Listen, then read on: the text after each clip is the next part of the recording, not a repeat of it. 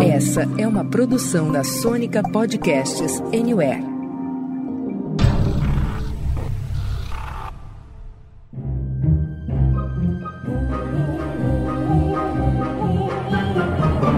Senta, que lá vem spoiler.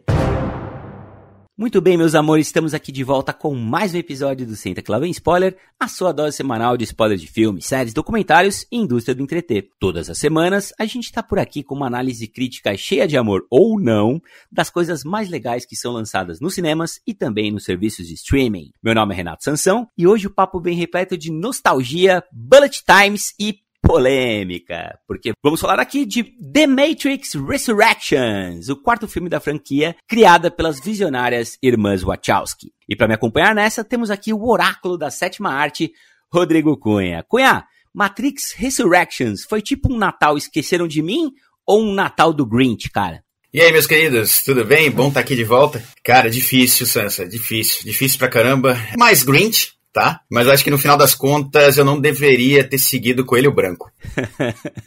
Olha, temos aqui também a presença dele que já foi Papai Noel de shopping, que beliscava a bunda das crianças, o meu, o seu, o nosso Marcudo. Marcudo, John Wick mais Matrix, dá um John Wicks? Fala, Sansa, pessoal. Olha, eu não sei, o que eu sei é que a gente viu que aquele cabelo, aquela barba realmente deixam o Keanu Reeves uns 15 anos mais novo. E fechamos a mesa de hoje com a volta do nosso príncipe dos red carpets e hacker nas horas vagas, Betinho Capelupo. Betinho, você que foi assistir o filme na pré-estreia na maior sala IMAX da América Latina. Essa ressurreição de Matrix te pegou, cara? Oi, Sansa, Cunha, Marcudo, tudo bem, gente? Me pegou sim, mas eu queria mesmo era pegar o Jonathan Groff, gente. A gente vai falar dele mais pra frente. Putz, eu fui ver o filme sem ler muito sobre elenco e tal, justamente pra ter as surpresas. Então, acho que isso ajudou bastante, tá? Um filme feito pra fã, eu como fã gostei bastante. Eu tô só me recompondo de pegar o Jonathan Groff, que foi muito bom, Betinho. Sensacional. Muito bem, nunca é demais lembrar que, assim como o nome já diz, a gente pega pesado mesmo nos spoilers, viu? Então, caso você ainda não tenha conferido Matrix Resurrections, recomendamos que dê um pulinho no cinema antes de dar sequência aqui nesse programa. Então, olha só, daqui em diante é por sua conta e risco, combinado? Manda 4 pílulas vermelhas aqui pra nós, Norbeus. Time to fly.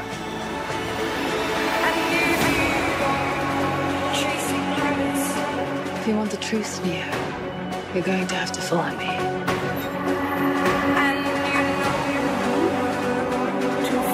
The only thing that matters to you is still here. I know it's why you're still fighting and why you will never give up. You don't know me, no?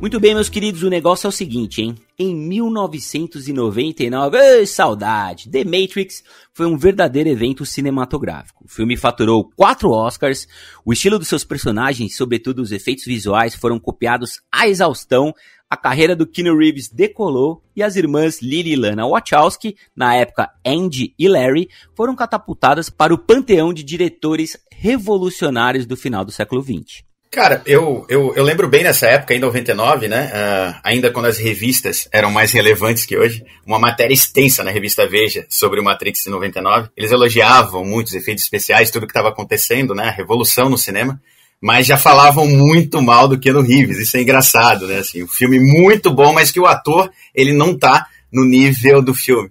Então, lembro muito bem de tudo isso que aconteceu, a revolução verde na tela, né, os filtros verdes e tal, tudo aquilo.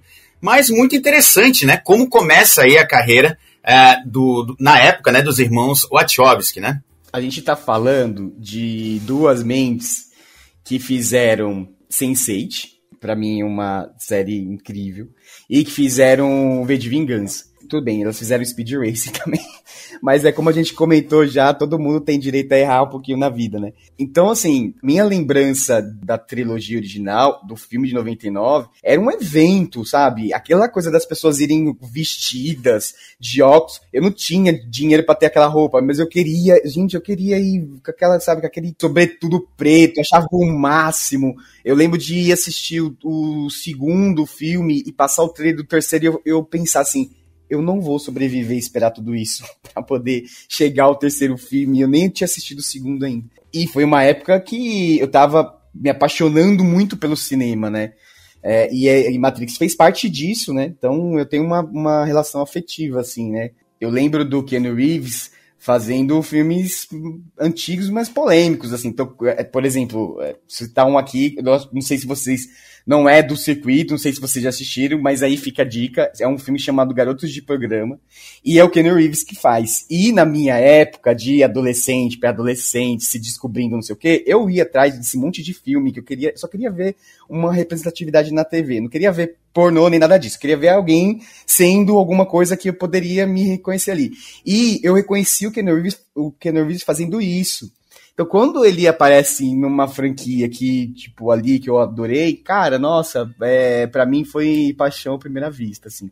Legal você falar, Betinho, aí sobre a relevância na época, né, em 99. Eu lembro que até programas de fofoca, né, a pauta deles durante toda a tarde eram os filmes de Matrix, especialmente a sequência, né, e eu nunca me esqueço de quantas vezes passou na TV aquela cena da perseguição do Matrix Reloaded, né? A perseguição lá da ponte. Isso passou em todos os programas e todos os canais de TV possíveis e impossíveis. Cara, curioso vocês trazerem isso, porque eu conheci o Keanu Reeves em 1993, cara, no Pequeno Buda, quando ele fazia o Siddhartha, cara. Eu olhei e falei assim, gente, que homem bonito, velho. Ô, que homão bonito, velho, que carinha angelical, ele tem aqueles olhos grandes e um pouquinho puxados, né, ele tem um rosto facilmente reconhecível, né, e no Pequeno Buda ele é o Siddhartha, ele fica meditando ali embaixo da árvore da vida, é um negócio muito interessante como ele foi fazendo depois Velocidade Máxima, aí ele já pegou Matrix, né, aí ele pegou aquele filme engraçado que ele faz com aquele outro ator, como é que chama? Bill e Ted. Bill e Ted, que teve também um revival, né, mais ou menos recente, enfim. Mas a gente tava falando aqui, gente, de Matrix, de 1999, e nos anos seguintes a gente teve aí Matrix Reloaded, Matrix Revolutions e também a animação de Animatrix, todas comandadas pelas Wachowski, né, pelos Wachowski, e que ao contrário do filme de 99, canônico, foram mais divisivos. Alguém aqui viu tudo? Eu assisti tudo. Realmente o Reloaded e o Revolutions, eles envelheceram mal no que diz respeito aos efeitos especiais, né? Mas no Animatrix tem bastante coisa interessante, cara. Eu também vi tudo, né, os três ali, e é uma escadinha, né, pra mim ficou muito representado como uma escadinha, né, o primeiro filme lá no topo, o Reloaded ainda é muito bom, e o terceiro já, pedindo muita água, assim, mas a trilogia, como um conjunto geral, né, um produto ali de Hollywood, ainda é muito bem lembrado, né, eu gosto muito de revisitar de vez em quando. Eu não vi animação. Acho que até, inclusive, a animação é uma coisa muito recente de acompanhar pra mim. Mas, quando a gente pensa muito na trilogia, eu ouço muito, né? Falar assim, putz, o primeiro de 99 é incrível, os outros dois só porradaria. Que, tipo, de fato, não deixa de ser verdade. Mas eu fico lembrando que uma das cenas que eu mais gosto dos três, assim, é uma cena que tá no último filme. Que é justamente a cena que a Trinity tá a Trinity O'Neill na nave, ele sobe acima das nuvens e ela vê o sol pela primeira vez. E até são segundos, né? E, inclusive é uma cena que é referenciada aí no quarto filme. E é uma das cenas mais lindas que tem. Então, assim, eu não resumiria, sabe? Os outros dois como só porradaria. Eu gostei bastante, assim. Acho que o segundo, pra mim, foi uma coisa meio termo. O terceiro, eu gostei pra caramba, assim. Eu não vi também a animação, né, mas poxa, Matrix como um todo, né, 50% ou mais do que do roteiro, de tudo que a gente conhece, vem lá do Ghost in the Shell, né, legal a gente lembrar, que é uma animação histórica aí também, né, pro cinema. Bom, queridos, e eis que 21 anos depois do mundo conhecer Neo, Trinity e Morpheus, metade das irmãs Wachowski, representada aqui por Lana, banca um quarto filme da franquia que reúne os protagonistas originais Keanu Reeves e Carrie-Anne Moss em seus icônicos personagens e acrescenta inúmeras novidades que a gente vai comentar já já. E antes da gente mergulhar de cabeça aqui na resenha de The Matrix Resurrections, vamos dar uma rápida passadinha para ver o que o público e a crítica tem achado dessa produção. Conta aí pra gente, Cunha. Olha, Sansa, esse Matrix está dividindo bastante as opiniões, né? A gente olhando aí pro IMDb, por exemplo, a gente já tem quase 70 mil avaliações, é bastante, né? O filme acabou de estrear, e a nota média tá em 5.9. Eu lembro que ela tava em 6.5, 6.7 em alguns momentos, e ela vem caindo. No Metacritic, o Metascore agora aponta para 64 de 100. Lá no Letterboxd, o filme tá com 3.2 de 5. E no Rotten Tomatoes a coisa tá bem equilibrada aqui. O filme ele conta com 66% da aprovação da crítica e 64% do público. Mas chegou aquela clássica hora, né? A hora de a gente falar o que realmente importa aqui, nessa bagaça. Que é a opinião do Senta, que lá vem spoiler. Quem começa dessa vez, hein? A gente volta pro universo, né, das irmãs Wachowski, e é só uma, né? Mas a impressão é que, assim, é uma Lana que, na verdade, tipo, são 3 Lanas, 4 Lanas, porque é tanta coisa acontecendo nesse filme, ele chega a ser meio caótico, assim. E o filme, ele, apesar, assim, dele ele pode parecer uma bagunça, até porque, assim, eu acho que os filmes originais, eles também eram uma grande sopa de referências, né? A gente pode esquecer disso. Ele continua sendo isso, um sopão ali de referências, 18 anos depois do terceiro filme. Mas, assim, o mundo mudou, a sociedade mudou, a gente vive um excesso de informação, um excesso de ruído, e eu acho que isso tá muito bem colocado dentro do filme, sabe? Você tem os bots, você tem um monte de gente dando pitaco ali na vida do Neo, tipo, ele tava bem de boa lá, querendo só tomar um café dele, né, continuar a terapia, tá tudo bem, e aí você tem realmente um filme onde tudo acontece ao mesmo tempo. Eu acho que isso traz um pouquinho de confusão na hora de você tentar montar uma história. Até que o filme fala muito disso, né? Uma história assim, sabe, meio binárias, né? Então você quer ter um enredo certinho e você não vê isso, né? Em Matrix 4. Você vê realmente um monte de coisa acontecendo ali e a gente tendo que lidar com aquela bagunça.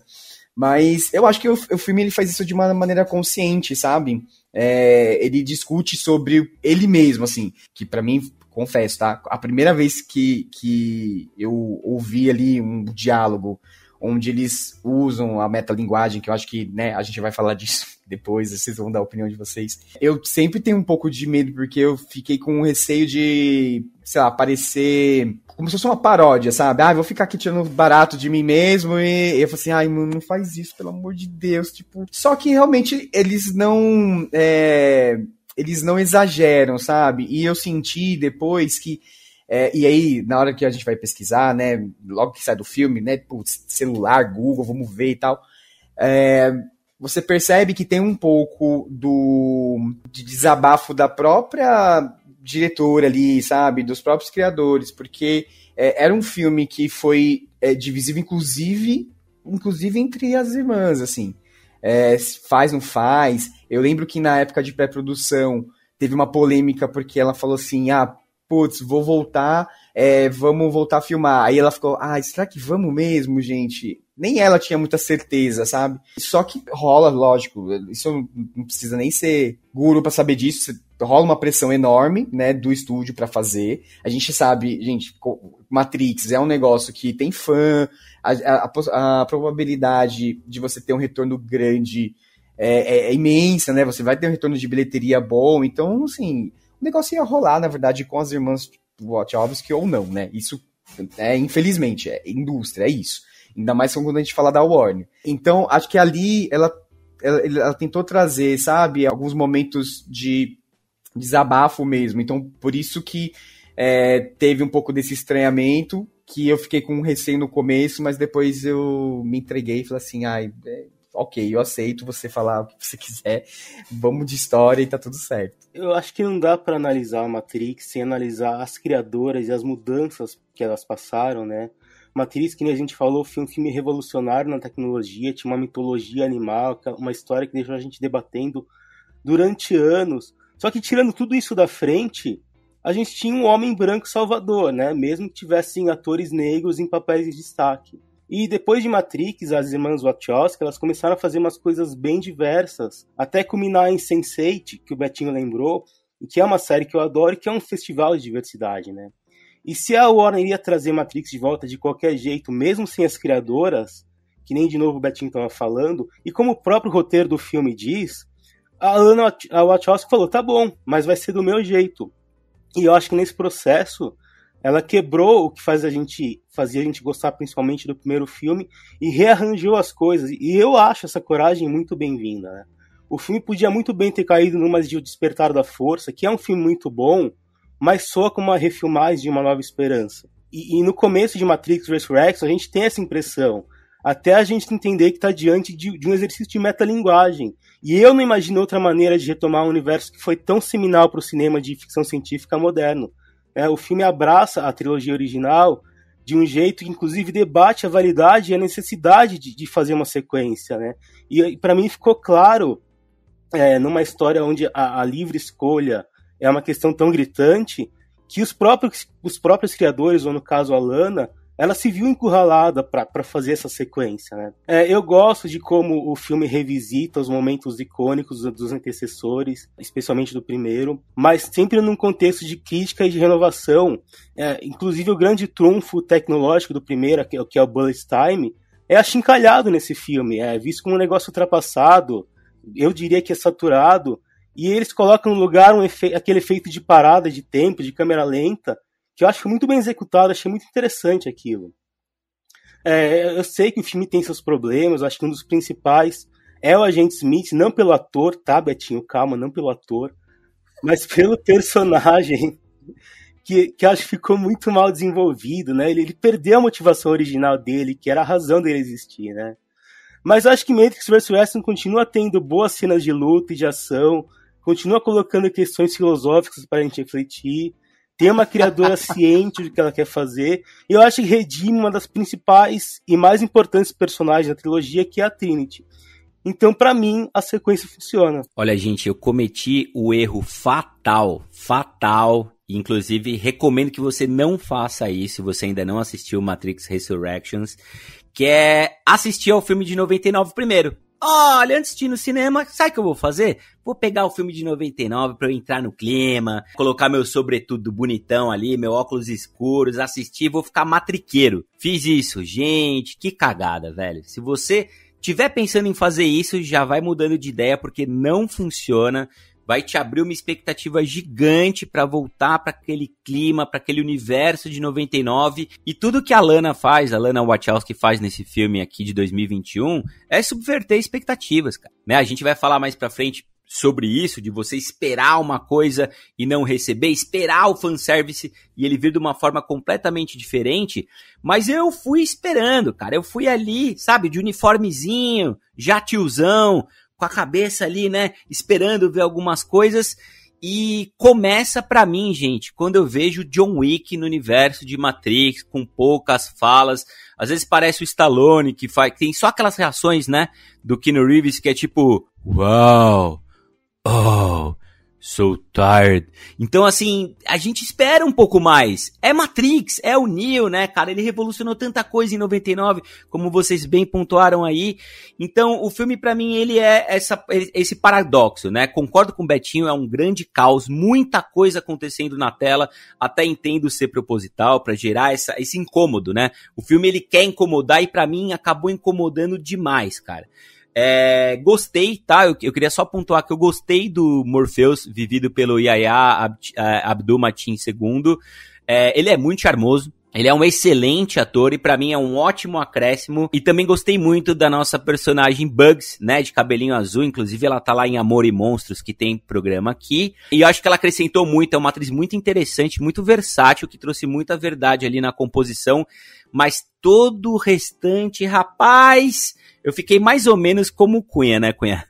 Cara, olha, quando eu li que a Lana quis interromper, né, as filmagens aí durante a pandemia, cancelar o projeto, transformando num documentário, né, sobre o que seria a tentativa de fazer o novo Matrix, pra mim ficou claro o motivo desse projeto aí, ele soar pra mim, tão vazio. Ela mesma falou, né, que a Warner sempre ofereceu muito dinheiro pra eles trazerem ali Matrix de volta, mas elas nunca tiveram vontade de fazer isso. Isso ficou muito claro pra mim ao longo das 2h30, né, desse filme, que é o Matrix mais longo, né, se a gente for ver comparando com a trilogia original. Mas, pra mim, esse Resurrections, ele soou muito forçado, né, nas próprias premissas de existência, né. Apesar de elas serem, sim, bem construídas, né, pra mim ainda soaram como uma forçação de barra mesmo. Mas eu comprei, assim, a primeira meia hora do filme. Eu achei interessante todo aquele lance de metalinguagem. Se ele seguisse naquela vibe ali, talvez eu tivesse emitindo uma opinião aqui diferente. Mas, poxa, me dá um filme, né? Quer criticar a indústria de franquias aí em Hollywood? Faz um podcast, pô. É o que esse filme deveria ser, um podcast e não uma sequência de uma trilogia tão venerada e tão revolucionária, né? Tem lá, sim, né, os seus bons momentos aí em relação a efeitos especiais, a fotografia também é muito boa, mas o problema é que, colocando esse filme aí, exatamente como o Sansão trouxe aqui, cara, esse filme como uma sequência da trilogia original, pra mim ele falha miseravelmente, sabe? E esse sintoma aí que o Sansão teve, poxa, eu vi o primeiro filme, gostei tanto e vi esse na sequência e detestei, pra mim só, por mais que eles sejam completamente diferentes e tenham uma proposta, assim, completamente diferente, só evidencia o quanto ele é inferior ao primeiro filme. Fechando, basicamente, pra mim, ele é uma tentativa de emulação em muitos momentos lá do primeiro filme. Eu acho que, inclusive, tem um excesso de metalinguagem e também de cenas do primeiro filme que começaram a me irritar demais. Ele tenta fazer isso, né, essa tentativa de emulação, mas não passa de uma falha na própria Matrix, né? Então, como eu falei aí, eu acho que eu não deveria ter seguido esse coelho branco, não. Gente, foram 18 anos depois do último filme. Muita coisa mudou mesmo, né? Muita coisa aconteceu. Eu não consigo imaginar uma sequência direta sem as mudanças que elas fizeram, sabe? Sem explicar ali que, ó, não tem mais o telefone, sabe? Tipo, telefone. Lembra a minha filhada que entrou aqui agora há pouco, que abriu a porta? Ela não sabe, ela foi em casa. Gente, não, eu vou fazer até um parênteses. Ela foi em casa um dia e ela olhou. Eu tenho um telefone um telefone bem antigo, assim, gancho, tá? Em cima da mesa, decorativo. E ela olhou aquilo e ela perguntou pra mim assim: o que é isso aqui? Eu falei assim, eu fiquei sem resposta. Falei assim, ó, primeiro que vamos, né, conhecer um pouquinho mais de cultura aqui, porque também não é só atualidade, vamos conhecer um pouquinho. Mas eu fiquei assim, gente, é uma outra geração que ela não sabe o que é um telefone de SCA, sabe? De que rodar a bolinha lá e tal. Então muita coisa mudou, e aí eu realmente consigo entender os momentos em que o filme tentou explicar isso, trazer essas coisas novas, por exemplo, qual que é o grande... Eu vi uma crítica muito grande aos bots do Twitter ali, em alguns momentos, sabe? Essa coisa desse movimento não, esse comportamento de manada, né? Que aí, né, aparece o Neo ali no elevador, todo mundo no celular e só ele desconectado. Enfim, tem muitas referências. Ela faz isso várias vezes, mas não sei, eu não consigo ver uma outra forma de colocar, de trazer Matrix de novo, sem atualizar para essas coisas e sem explicar isso também, né? Porque senão você joga, aí beleza, você conquista até o público, um público novo, mas e o fã, né, que queria ver as coisas antigas? Porque eu tava na expectativa de ver algumas coisas assim, umas referências do filme antigo, né? Então acho que o filme ele tentou fazer isso, sabe? Ele tentou realmente trazer, fazer a crítica a algumas coisas da indústria, tentou ter um momento de desabafo ali e tentou agradar o fã também, sabe? Ele tentou fazer as três coisas ali ao mesmo tempo. Concordo também, Betinho. Eu acho que Matrix sempre foi revolucionário, né? Se ele voltasse sem trazer exatamente toda essa bagagem que a gente teve aí de mudanças no comportamento, né? Na cultura de uma forma geral, talvez, né, ele agradasse somente os fãs antigos, ele fosse um projeto saudosista demais, não relevante, mas o que eu mais senti falta é de amarração em relação a tudo isso, sabe? Eu queria que tivesse tudo isso, sabe? Mas uma unidade maior, sabe? por mais que tenha havido muita mudança, eu acho que tinha, sim, uma forma de você colocar isso ali nessa panela, sabe? Transformar isso num caldo consistente. E, a meu ver, não é o que acontece. No começo, ele traz isso, né? É a parte que eu vejo mais sólida, essa primeira meia hora, né? Com relação a essas mudanças, a todas essas novas referências. Dali pra frente, ele se perde completamente, sabe? Essas ideias estão lá jogadas, mas eu sinto que elas não conversam entre si, sabe? Esse acabou sendo meu sentimento aí durante a maior parte do filme. Cunha, eu tô com você, cara, né, nesse estranhamento, mas eu me peguei refletindo também, velho, depois de assistir ao filme. Por que eu tinha tanta resistência a esse filme, velho? O que tava bloqueando a minha cabeça, além da expectativa em relação ao filme de 99? Porque em nenhum momento foi prometido, né? Em nenhum momento Matrix Resurrections chega como, vamos fazer algo tipo filme de 99. Não é isso que foi colocado, né? A gente sabe que as irmãs Wachowski passaram por um super processo aí de transformação. Elas vêm inovando, né? O Betinho mencionou algumas produções delas, e eu lembro de Cloud Atlas, né? Acho que é Atlas de Nuvens, que chama aqui, que também é uma puta de uma viagem, e eu gosto dessa mente criativa delas, né? Transformando e subvertendo muita coisa que a gente pensa, e eu fiquei muito dividido. Eu falei assim, cara, mas por que eu tô vendo tanta gente que gostou e entendeu o que foi feito, e eu tô tão preso ao filme de 99 nessa expectativa, né? A gente vê várias sequências aí de filmes que dão o fanservice, né, direitinho, como é o caso de Ghostbusters, né? Eu fui assistir Ghostbusters, o Cunha, que tá aqui na mesa, não gostou muito, eu adorei. Eu achei lindo, fiquei emocionado, falei, caramba, como eles entregaram uma nova roupagem para uma coisa super antiga, né? O Betinho falou do telefone, qualquer pessoa que tem aí entre 15 e 20 anos, você vai falar de Os Caça-Fantasmas, eu duvido que saiba do que se trata. Pode até ver o filme como uma nova aventura e ser apresentado, mas não vai fazer as ligações e referências com os anos 80 e 90, cara, muito difícil que faça. Eu acho que o que tem de interessante nesse Matrix, por enquanto, que não é nem pra mim, mas é o que as pessoas têm falado, é essa galera que não tava na sala de cinema em 1999, sabe? Eu acho que isso é muito interessante de pontuar, porque a gente que tinha 11, 12, 13, 15, 16 anos em 99 e tava assistindo e tava empolgadaço e viu o filme inteiro de boca aberta e falou assim, caramba, velho, isso é maravilhoso. Tem muita gente que não fez isso. E tem muita gente que foi apresentado pra Matrix agora, né? Então isso é muito curioso também de entender como é que essa galera vem recebendo o filme. E pelo que eu tenho observado, tem recebido muito bem, né? Eu sou fã de Matrix, assim como todos vocês.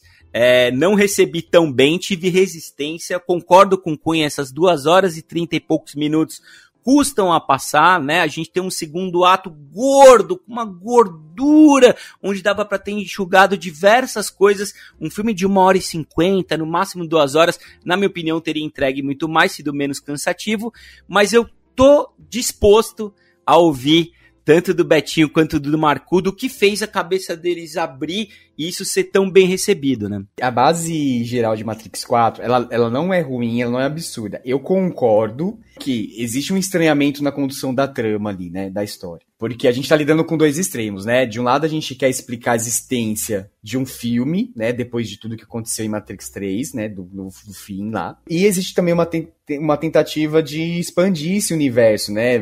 Vamos, né, quando a gente comentou um pouquinho antes sobre o potencial da franquia.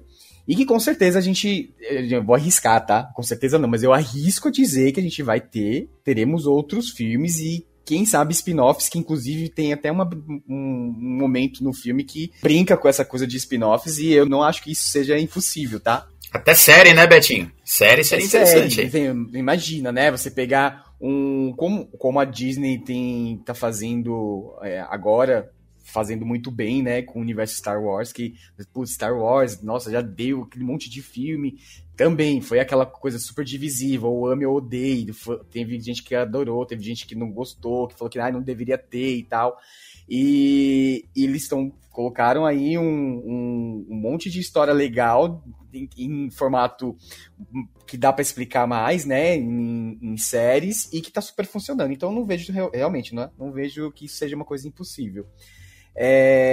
Assim, qualquer que seja a nossa opinião, acho que é uma certeza que a Warner ela queria resgatar essa franquia de qualquer jeito. Quando eu tava saindo do cinema, também fiquei ouvindo, sabe, ali no corredor, na hora de sair, de gente que adorou e de gente que achou uma ofensa ao filme de 99. O que eu achei curioso? Porque eu tava com esse... Eu fui assistir com esse pensamento. Putz, tô tentando resgatar um filme pra ganhar um dinheiro pra... Né, é isso, né? Pegar uma coisa que já fez sucesso no passado, em vez de deixar lá enterrado. E aí eu comecei a pensar, poxa, acho que não é a ideia do filme em homenagear ou fazer referência a 99. Acho que é um outro filme, sabe? Por mais que seja uma sequência.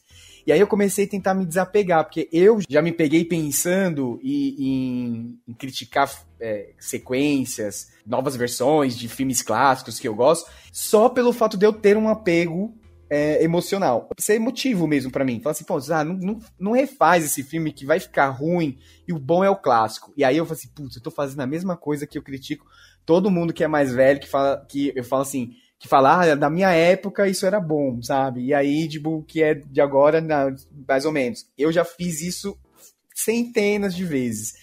E aí, nesse momento que tava saindo do cinema, que eu ouvi essa pessoa, nem sei quem foi, alguém tava atrás de mim, e falar assim, isso é uma ofensa ao filme de 99. Eu senti primeiro uma coisa emotiva ali, assim, nossa, ele realmente veio esperando que iam homenagear a franquia. E, poxa, talvez isso tenha realmente colocado um bloqueio pra pessoa realmente capturar ali as referências novas, e aí trazer um pouquinho, até o Marcudo comentou no começo, que é impossível você não ver o filme e não pensar na vida das irmãs Wachowski, sabe?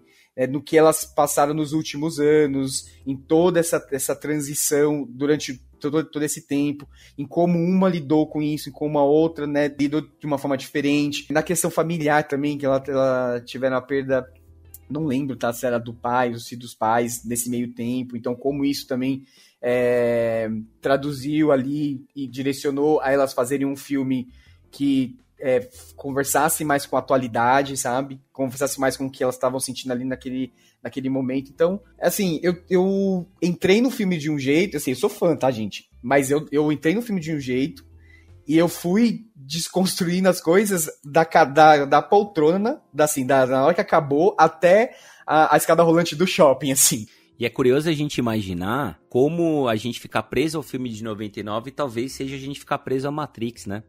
A gente ficar preso a expectativas que você já teria lá atrás e tomar a pílula azul, né? Na minha opinião, eu fiquei pensando muito nisso. Caramba, o meu bloqueio com o filme tem muito a ver com eu estar tomando a pílula azul, igual o Neo, né? Tem aquele potinho com as pílulas azuis, não é por acaso que elas são azuis, que ele toma todo dia, receitados pelo, entre aspas, né, psicólogo, psiquiatra dele. E eu tava indo muito nessa pílula azul e aí eu me peguei refletindo sobre isso, cara. Falei, porra, mas eu não tô indo na vermelha.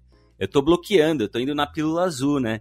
Então eu acho muito curioso fazer essa comparação dentro do que é e do que se propõe a ser a Matrix, né? Sem dúvida. Eu acho que, especialmente agora, quebrada essa expectativa de ter assistido a primeira vez e não esperar mais o filme de 99, assistir uma segunda e uma terceira pode ser muito interessante. Lógico que o filme, por si, ele precisa... Ele não precisa... Ele precisa ser, não vou dizer autoexplicativo, mas ele precisa se fazer entender. Assim, um filme, você não precisa, pro filme ser bom, você tem que sair do filme, dar um Google, ler as histórias, ler as referências para depois opinar sobre o filme. Acho que o filme ele tem que ser um entretenimento, você tem que ir lá e sair de lá falando assim, gostei, não gostei, isso aqui me agradou, não agradou. Se a diretora quis dizer isso ou aquilo, tipo, não sei, eu sei que o que eu vi agora foi isso. Acho que o entretenimento, o legal... O incrível, né, da indústria do cinema, do entretenimento, acho que é isso, né? Você poder sair com a sua opinião, com o universo ali na sua cabeça daquilo que você acabou de ver. Por outro lado, assim, não tem como eu, particularmente, assistir esse filme e não ver as referências quando ela fala dessa questão de escolhas, de putz, olha, as escolhas já estão, né, na verdade a escolha é tudo uma ilusão, né, não tem escolha, na verdade tudo já está decidido. Quando ela mostra as diferenças dos corpos, né, então assim, você se vê, na verdade, a sociedade te vê de uma forma, mas você, na verdade, se identifica e se enxerga de uma outra. Isso são coisas muito sutis que são colocadas no filme, quer dizer, sutis em alguns momentos, em outros eu nem acho que é tão sutil assim, e que toca bastante quem talvez esteja um pouco mais próximo dessa realidade em que as irmãs Wachowski viveram e vivem até hoje, né? E mesmo não sendo uma pessoa transexual, essa questão de escolha, essa questão de se identificar, das pessoas esperarem que você seja uma coisa que você não é. Até que, sabe aquela cena, uma cena boba que deu vergonha alheia do Neo tentando voar e ele dá um pulo e tipo não rola? Até aquilo, você fala assim, putz, é a expectativa que todo mundo cria sobre você e, cara, não. E nem por isso você deixou de ser. Ele não deixou de ser o herói da história, né, por conta disso.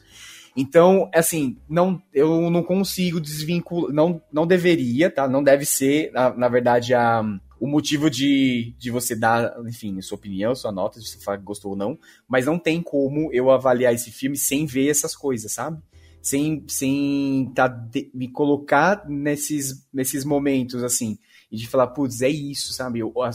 É isso que a gente vive, é isso que a comunidade trans vive todos os dias. É isso que todo mundo que não se encaixa num padrão, que foi escrito, um papel que foi escrito pra ela, sabe? Que você foi programado pra aquilo. Todo mundo que não se encaixa naquilo vive todos os dias, a vida inteira, às vezes.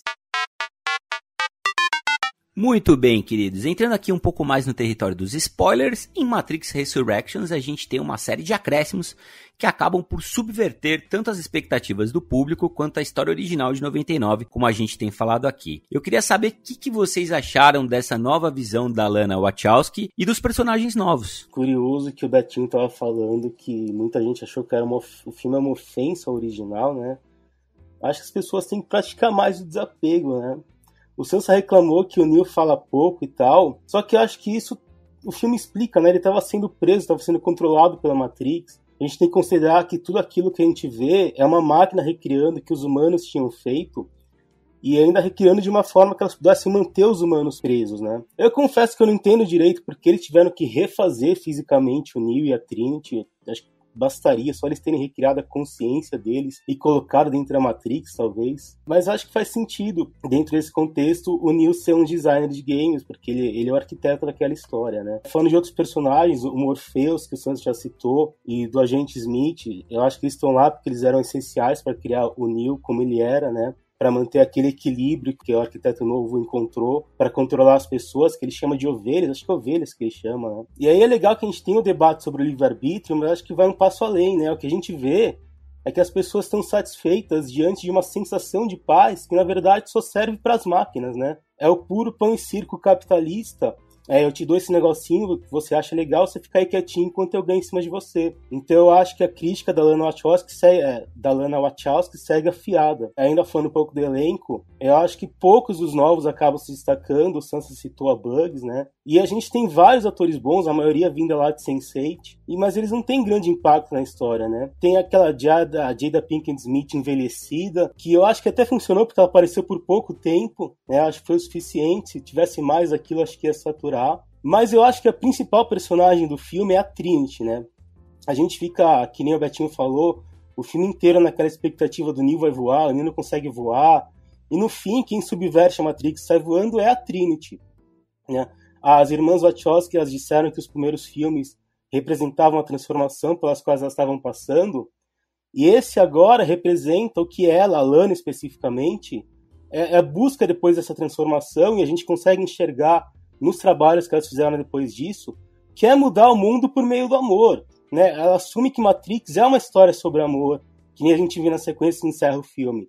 Pode ser o maior clichê do mundo, pode ser brega, mas pra mim funciona, especialmente no mundo que a gente tá vivendo. A escolha, quando a gente fala de história de romance, e aí isso, realmente, o que o Marcudo comentou, ele fala sobre uma história entre os dois, né?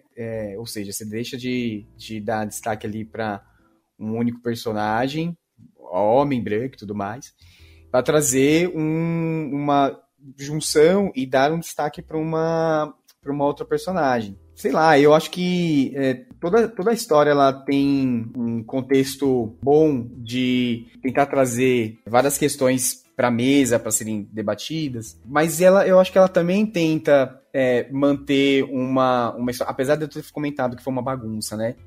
Do começo, putz, olha, o roteiro é uma bagunça, um monte de coisa acontecendo, mas ela chega um momento que ela fica linear ali, né?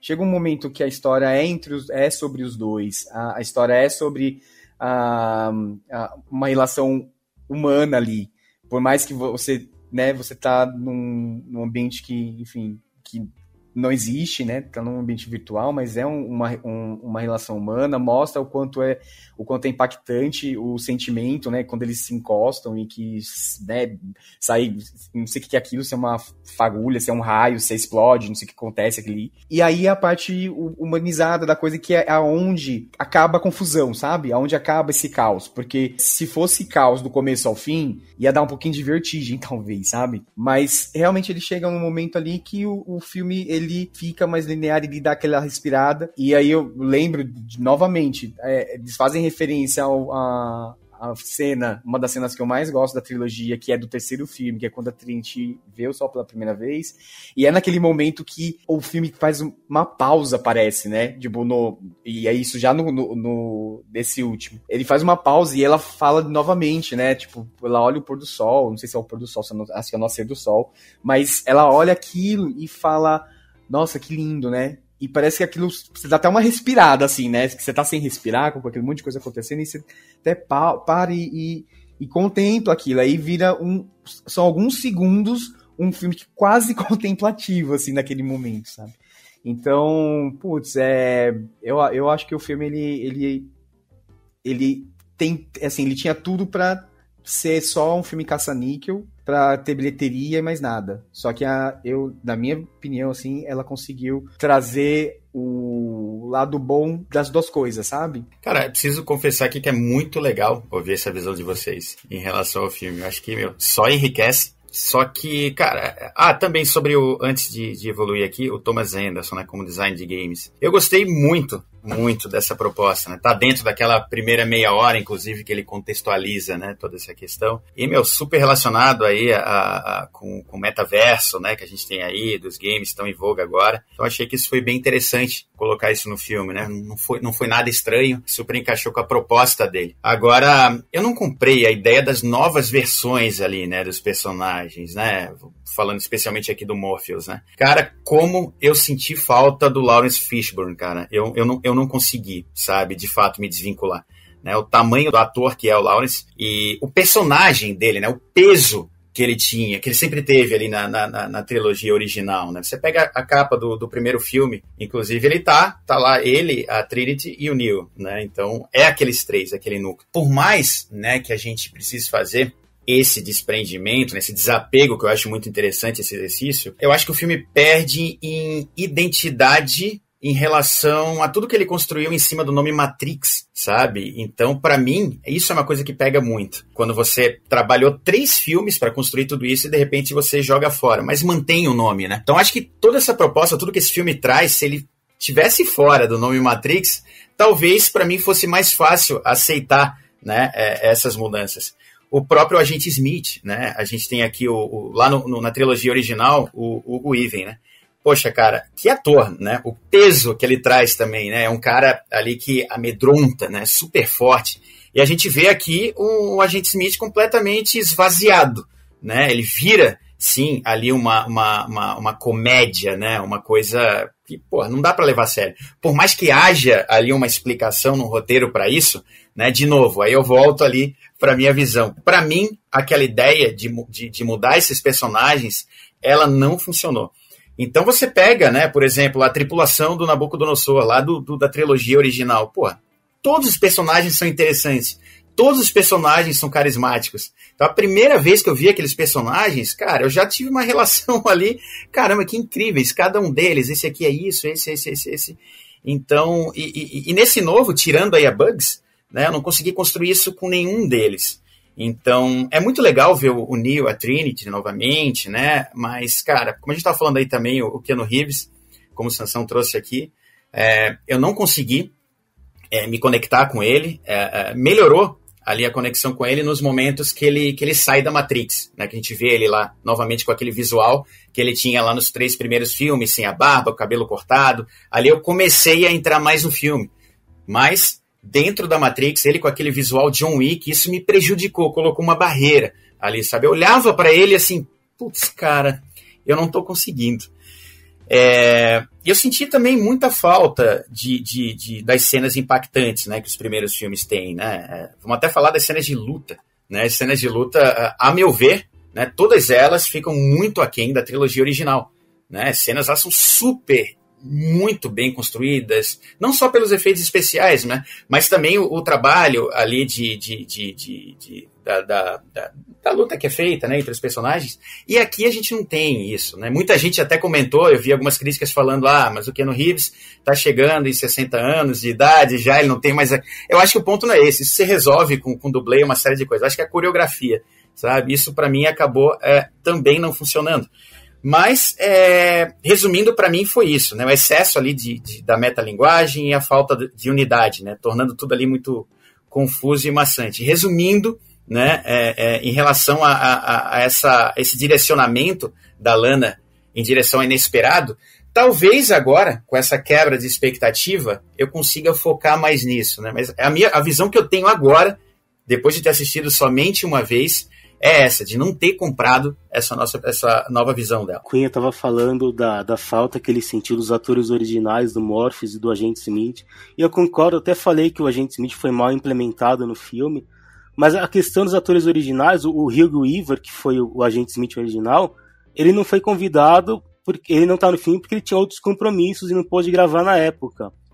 Mas o Morpheus podia ter sido o Lawrence Fishburne, né? Porque afinal ele é virtual, né?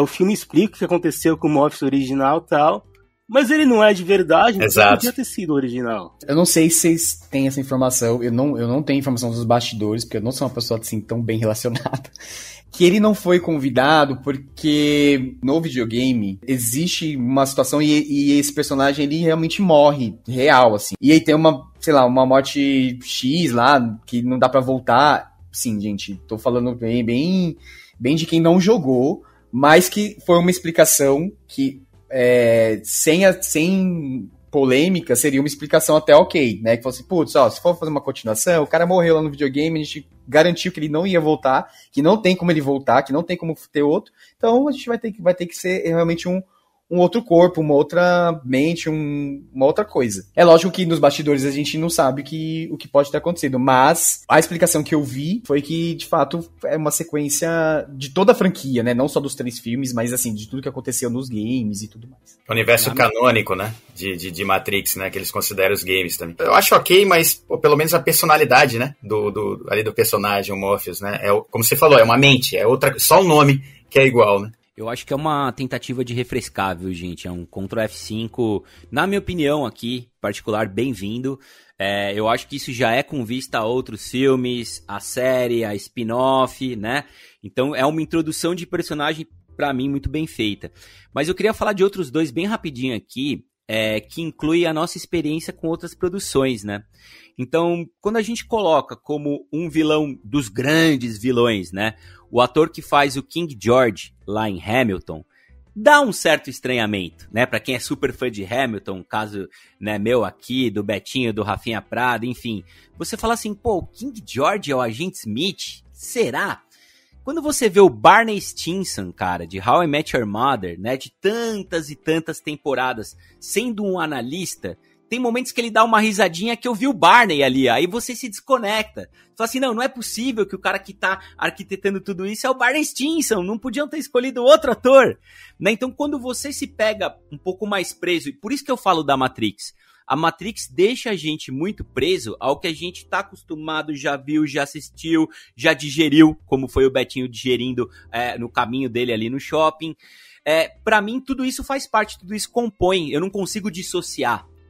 Pra mim tá muito preso. Então quando os vilões são personagens queridos por outros papéis relativamente recentes, pra mim é difícil ver a vilania neles, então foi difícil, no meu caso, ver o mal dentro de Matrix, né? E eu concordo com o Cunha, a tripulação que a gente coloca aqui é uma tripulação completamente secundária, não tem nenhum aprofundamento em ninguém da tripulação, bem diferente do que acontece, sobretudo no primeiro filme, quando você se preocupa, né? Quando você tem personagens interpretados por grandes atores e que vão ter um arco muito bem definido sobre o que acontece, aqui eles são deixados de lado, e eu até entendo porque o principal do filme acaba sendo o Neo e a Trinity, né? Gente, não deixa de ser curioso a gente notar que no intervalo de apenas uma semana, né, basicamente aí 6 dias, a gente pôde assistir um festival de fanservices lá em Homem-Aranha Sem Volta ao Lar, que acaba por atender praticamente 100% da demanda dos fãs, né? E esse Matrix Resurrections que se nega a seguir por esse caminho e propõe reflexões a respeito da indústria e do capitalismo num exercício de metalinguagem constante ao longo de quase 3 horas de filme. Como é que vocês enxergam esse paradoxo, gente? Eu acho ótimo que Matrix não tenha seguido pelo mesmo caminho que o Homem-Aranha. Eu gostei muito do último Homem-Aranha, mas eu também gosto de criadores que não fazem o que a gente estava esperando, né? E olha que, como eu disse, esse Matrix tem tudo que a gente esperava de um Matrix, as cenas de luta, as cenas de ação. Aquela última tem tanta coisa em tela que realmente fica meio confuso às vezes, mas tem várias coisas que funcionaram bem. Achei bem legal aqueles torpedos humanos, por exemplo. E é uma cena longa, né? Ele tem uns 15 minutos de ação sem parar, combinando lá com a Trinity voando. O Betinho tava falando que deve ter uma continuação. Eu não sei, realmente não sei. A bilheteria não foi boa, até pela estratégia da Warner de lançar na HBO Max no mesmo dia. Mas o filme deixa umas pontas soltas, né? O agente Smith sumiu, o arquiteto pode mexer os pauzinhos dele. Mas o casal Neo e Trinity mostrou que tá bem no controle lá. Se tiver, beleza, né? Vamos ver o que a Lana Wachowski faz, porque respondendo a pergunta do Sansa aqui na pauta, sim, ela merece muitos créditos como criadora. Eu confesso que eu achei também muito curiosa essa estratégia de lançar primeiro o filme em dezembro e ali colado no Natal. O que eles querem aqui, né? Primeiro que já passou tanto tempo aí, como o Betinho falou também, e a gente vê tantas franquias, né, que depois de muito tempo lançam o seu segundo, ou terceiro, ou quarto filme. Isso você perde uma conexão geracional e cultural em décadas ali, que começa a virar um exercício ali muito difícil, né, de contextualização, de você conseguir trazer uma relevância. Um filme que passou muito por isso foi o próprio Blade Runner 2049, né, lá de 82, e que a gente foi ter agora, há poucos anos atrás. Então é difícil, né, você trazer isso novamente. Eu achei interessante, olhando por esse lado, né, o Homem-Aranha, que eu ainda não assisti, e eles trazer exatamente o contraponto, né, do que são as franquias da Marvel, né, que te entregam exatamente o que você quer, né? Você vai para um filme da Marvel, ele vai te surpreender com relação ao direcionamento de história, né? Mas muito raramente vai te quebrar uma expectativa e vai te frustrar um pouquinho. Talvez você se frustre lá com algum personagem ou outro, alguma coisa que estava lá no quadrinho e na hora da adaptação para o cinema foi para um caminho diferente, mas você não vai ter essa quebra aqui que a Lana trouxe, né? Então, olhando por esse lado, é interessante, e eu acho que segue sim sendo a resistência no cinema, essa franquia, especialmente olhando agora para o potencial que a gente tem aí de spin-offs, né? Sejam de séries ou de um quinto filme. Então, uma coisa aí, olhando para esse lado, foi muito importante. Quebrar essa expectativa no quarto filme, se a gente tiver um quinto ou um sexto, né, uma nova trilogia, a gente já vai para o cinema sem essas expectativas. Então, pode ser uma construção de uma nova trilogia completamente diferente. Isso eu acho muito interessante, pensando em relação a isso. Já que a franquia ela voltou agora, ela se conectou de novo com essa realidade. Espero que não demore para acontecer novamente. Mas eu tô curioso, olhando por esse lado. A Marvel, ela faz um filme pensado 100% pro fã, né? É 100% pro fã. O que o fã vai gostar? Mesmo quando ela vai surpreender, ela pensa como eu vou surpreender o fã. Saiu um pouco disso com alguns filmes como Pantera Negra, por exemplo, e tal, mas na maioria das vezes, quase sempre, é pensado no fã. Matrix, eu vi essa mistura. Existiu sim a preocupação de atender o fã, e eu acho que foi até muito uma pressão talvez da Warner de fazer isso, por querer ressuscitar esse universo e de repente, sabe, plantar uma coisinha ali pra isso ficar rendendo mais algumas coisas depois. Mas tem muita força ali da Lana Wachowski de colocar uma coisa dela e falar assim, cara, repetir o que o Marcuto falou no começo, né? Ela falou assim, o que vocês querem que eu faça? Vou fazer, então eu vou fazer do meu jeito. Então, aí por isso que quebra, né? Por isso que não dá pra rotular o filme como um filme feito pra fã de Matrix. Não é. né? É um filme feito pra todo mundo, assim, com muita mensagem da diretora pra indústria, pro público, que pressionava também, porque tá falando da indústria, mas a galera também pressiona, né? Ah, cadê? Não vai ter. Putz, queria ver, não queria. Essa quebra, ela existe e pra mim ela é bem-vinda, assim. E crédito, sim. Lana Wachowski, meu coração pra sempre. É curioso, né? Tem até um momento nesse lance de tanta metalinguagem no filme que eu acho que ele é bem característico e mostra como algumas pessoas pegaram e outras pessoas não pegaram as intenções aqui. Que é quando a gente tem o Morpheus, né? O novo Morpheus encontrando pela primeira vez o Neo no banheiro, que ele faz exatamente a fala do antigo Morpheus, né? Ele faz aquela... Eu não lembro agora exatamente a frase, mas é aquela primeira frase que o Morpheus fala pro Neo quando estão os dois nas duas poltronas e tal. E ele repete essa frase e aí ele explica por que ele tá repetindo. Eu vi muita gente falando assim, cara, por que ele tá explicando o que ele tá repetindo? Que desnecessário, que bobagem, eu entendi já. Mas eu também vi muita gente falando assim, e tá aqui o filme caçoando dele mesmo e mostrando que às vezes você tem que ficar explicando demais as coisas, pra você ver como a cabeça da Lana às vezes vai lá na frente e volta e a gente tá aqui, né, andando numa linha reta, né, Cunha? Exatamente, essa prova disso são as cenas, né, dos filmes antigos, do primeiro filme, em especial, que eles colocam lá o tempo inteiro, né, e assim, beleza, eu já entendi, você não precisa ficar discorrendo sobre isso, e parece que é isso mesmo, que ele tá forçando isso em nível de crítica, né? Entra a crítica dentro do filme, cara, isso que eu acho interessante, a metalinguagem, ela tá no que a gente tá vendo na tela, mas tá nas questões existenciais da Lana Wachowski, cara, né, como muito bem colocou o Betinho Marcudo, não tem como dissociar. E aí quando você tenta enxergar ou se colocar nos sapatos dela, cara, você começa a falar assim, caramba, ela tá sendo irônica e sarcástica em vários momentos, como aquele mega expositivo e proposital falando da própria Warner, né? Warner faria de qualquer forma, o Betinho colocou super bem. Você tem a escolha? De fato você tem a escolha ou isso já está definido? Você já sabe o que vai acontecer, né? Eu acho esses momentos, né, que são salpicados aqui e ali no filme, mas de uma forma muito sutil, são um ponto alto do filme que faz eu reavaliar toda a expectativa que eu criei, né, me atracando com o filme de 99, pra na sequência, cara, pouquíssimas horas depois, ver o filme de 2021 aqui. Vamos de notinha, gente? Por falar em notinhas, agora é possível avaliar os podcasts no Spotify, olha só. É só você digitar Senta Que Lá Vem Spoiler na busca e dar quantas estrelinhas você achar que a gente aqui merece. Como eu sou modesto, eu já fui lá e dei 5 estrelinhas, equivalente a 100 poltronas amarelas aqui pro SQLVS. Agora vamos lá, molecada. Quero saber de 0 a 100 quantas poltronas amarelas vocês dão pra The Matrix Resurrections. Conta aí, Marcudo. Olha, como eu falei, o filme podia ter ido pra um lugar comum, mas tem uma criadora que não deixa. Tem seus defeitos, mas eu acho que é bem Matrix, então eu dou 75 poltronas amarelas. Gente, essa coisa de nota, pra mim, eu dou a nota e daqui a meia hora minha nota vai mudando, amanhã minha nota é outra, eu sou terrível pra nota, mas agora, neste momento, neste clima da discussão, justamente pelo filme ter me surpreendido nessas quebras, de não ser só um filme caça-níquel, né, de ser um filme que tem uma mensagem, eu dou 81 poltronas amarelas. Vocês estão muito generosos, hein, gente? Mas eu queria dizer aqui que na nossa conversa o filme cresceu, né? Eu venho sempre pensando, caramba, por que tanta resistência? Talvez se não tivesse visto o filme de 99 pouquíssimas horas antes e criado uma expectativa absurda, indo para um caminho completamente diferente da mente brilhante da Lana Wachowski, fosse outra história aqui. Mas somando tudo aqui, subtraindo, joga um ali, eu vou deixar o filme aqui com 65 poltronas amarelas.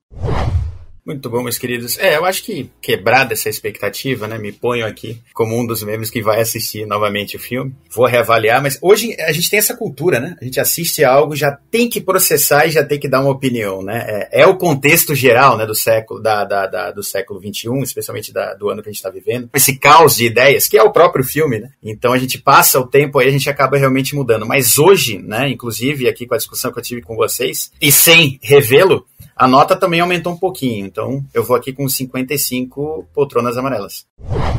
Muito bem, fazendo as nossas continhas aqui, chegamos à média de 69 poltronas amarelas para Matrix 4 ou The Matrix Resurrections. Muito bem, molecada, agora eu vou pedir pra vocês rapidinho, praticamente um tweet, um motivo, um incentivo de cada um para quem ainda não viu, ir aos cinemas com todos os cuidados e conferir o quarto filme da franquia Matrix. Conta aí, Cunha. Cara, já vale muito a pena você ver novamente o Neo e a Trinity juntos na tela, depois de tanto tempo. Eu recomendo pela quebra da expectativa e a subversão da história, que pra mim funcionou muito bem. Olha, quem puder ver no cinema, vá, porque é uma experiência incrível. Nostalgia total pra quem já assistiu os anteriores. E muita coisa nova pra quem não assistiu. É um filme pra todo mundo. E é isso aí, minha gente. Nós vamos ficando por aqui. Sempre lembrando que todas as semanas tem episódio fresquinho do Senta Que Lá Vem Spoiler pra você escutar aí na sua cama, no seu sofá, no carro, no busão, na academia, lavando aquela pia de louça gostosa pós-Natal ou zapeando pelos serviços de streaming e salas de cinema em busca da sua próxima aventura. Muito obrigado, queridos. Valeu, gente. Obrigado mais uma vez por estar aqui. Um beijo grande. É isso aí, pessoal. Valeu e até a próxima. Valeu, meus queridos. Até o próximo programa. Obrigado, Betinho. Obrigado, Marcudo. Obrigado, Cunha. Obrigado você que ouviu a gente até aqui, que já tá avaliando o Senta Que Lá Vem Spoiler no Spotify. Um abraço a todos. Até a próxima. Tchau. Beijo grande. Assistam, sigam as redes do Senta Que Lá Vem Spoiler. E aí escreve o que vocês estão achando. Beijão.